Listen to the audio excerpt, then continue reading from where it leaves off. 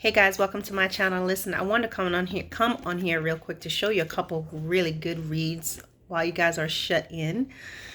I like to read anyway, but I want to share some things with you all. First of all, there's no book that is greater than the Word of God, right? The Word of God is quick, it's powerful, it's sharper than any two-edged sword. So this is the book that is best out of everything else, right?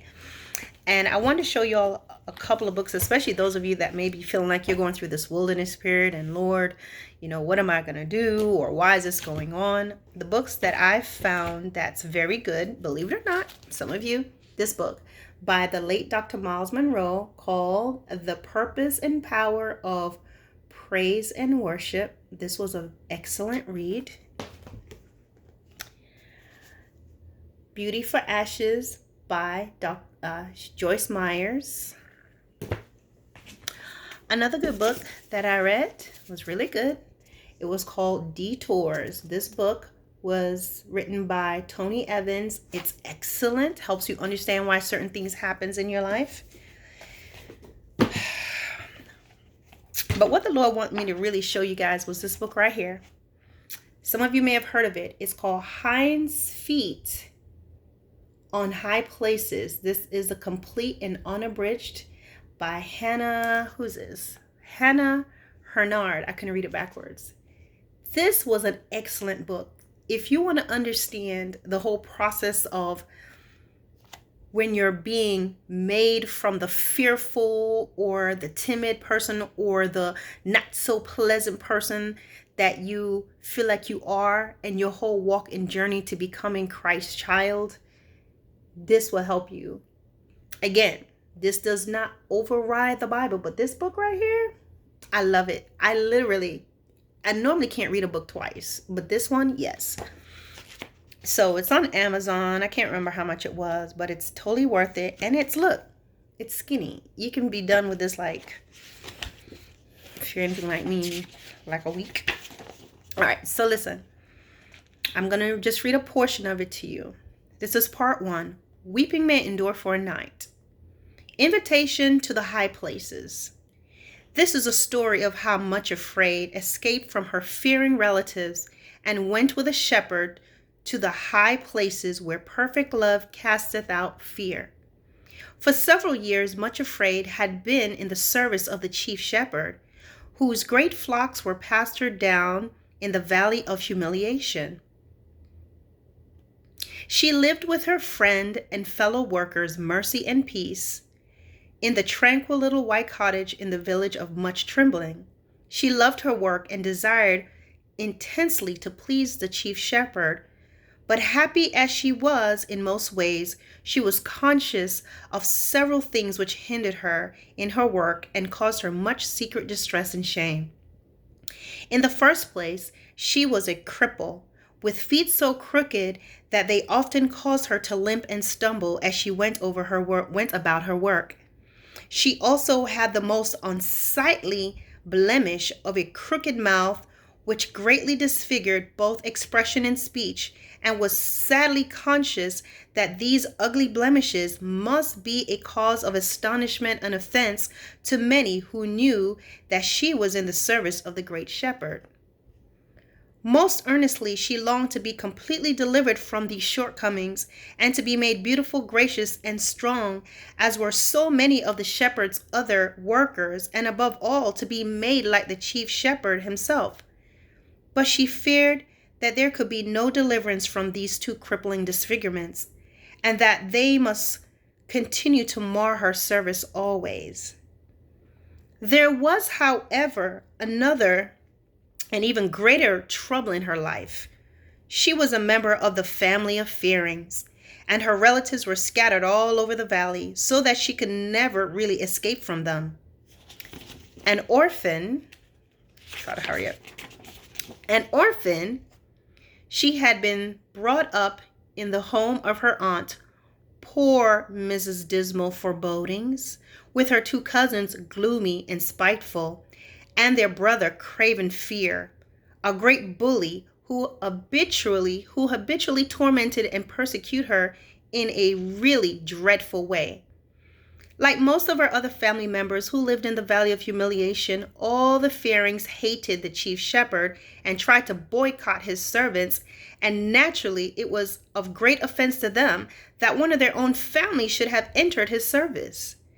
Consequently, they did all they could, both by threats and persuasions, to get her out of his employment, and one dreadful day they laid before her the family family dictum that she must immediately marry her cousin Craven Fear and settle down respectably among her own people. If she refused to do this of her own free will, they threatened to use force and compel her.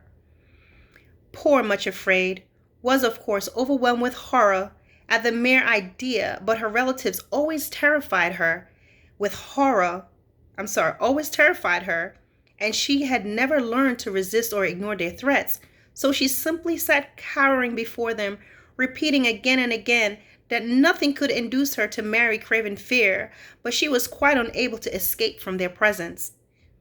The unhappy interview therefore lasted a long time, and when finally they did leave her for a while, it was already early evening. With a surge of relief, Much Afraid remembered that the chief shepherd will then be leading his flocks to their accustomed watering place beside a lovely cascade and pool on the outskirts of the village. To this place she was in the habit of going very early every morning to meet him and learn his wishes and commands for the day, and again in the evening to give her report of the day's work.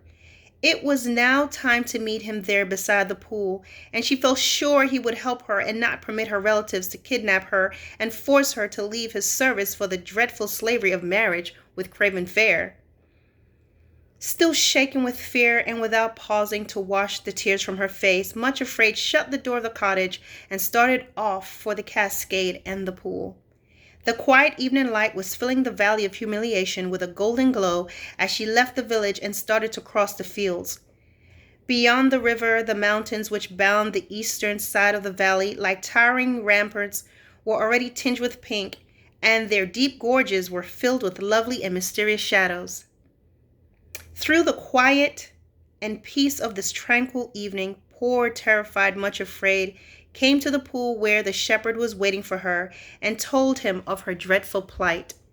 "What shall I do?" she cried as she ended the recital. "How can I escape? They can't really force me to marry my cousin Craven, can they? Oh," she cried, she overwhelmed again. "Oh," cried she, overwhelmed again at the very thought of such a prospect. "It is dreadful enough to be Much Afraid, but to think of having to be Mrs. Craven Fear for the rest of my life and never able to escape from the torment of it is much more than I can bear." "Don't be afraid," said the shepherd gently. "You are in my service, and if you will trust me, they will not be able to force you against your will into any family alliance. But you ought never to have let your fearing relatives into your cottage, because they are enemies of the king, who has taken you into his employment."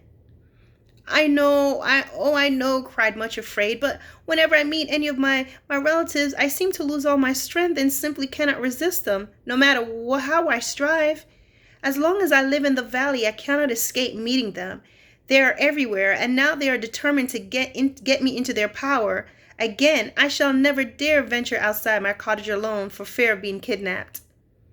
As she spoke, she lifted her eyes and looked across the valley and the river of the lovely sunset-lighted peaks of the mountains, then cried out in desperate longing, "Oh, if only I could escape from this Valley of Humiliation altogether and go to the high place, completely out of the reach of all the Fearings and my other relatives."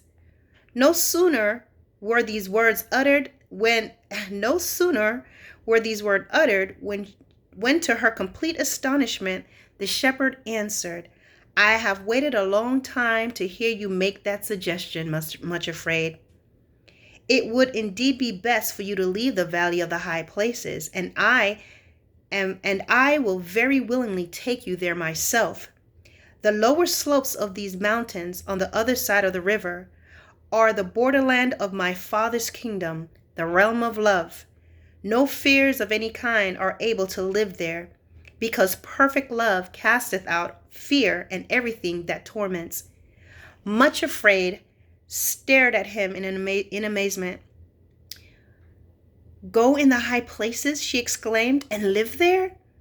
Oh, if only I could. For months past the longing has never left me. I think of it day and night, but it is not possible. I can never get there.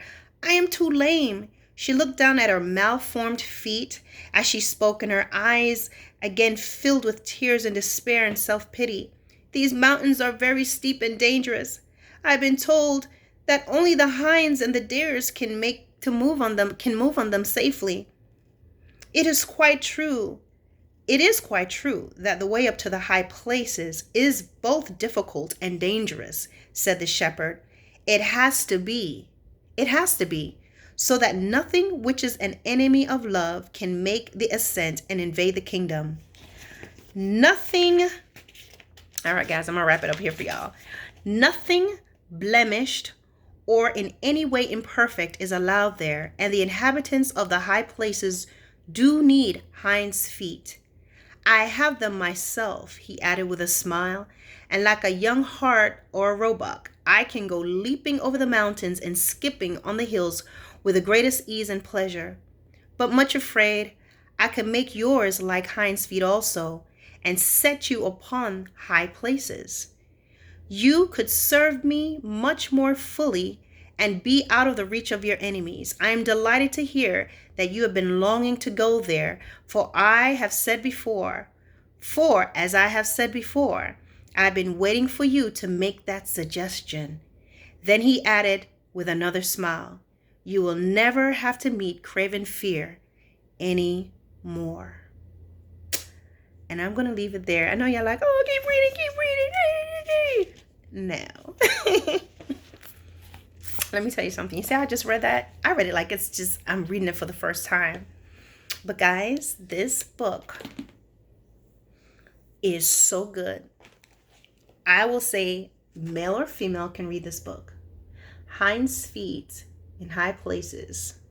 You can order it from Amazon. You'll get it probably get it by this weekend if you order it today. And very easy read, thin, interesting, and it's an eye-opener. All right, guys, let me go. Peace out.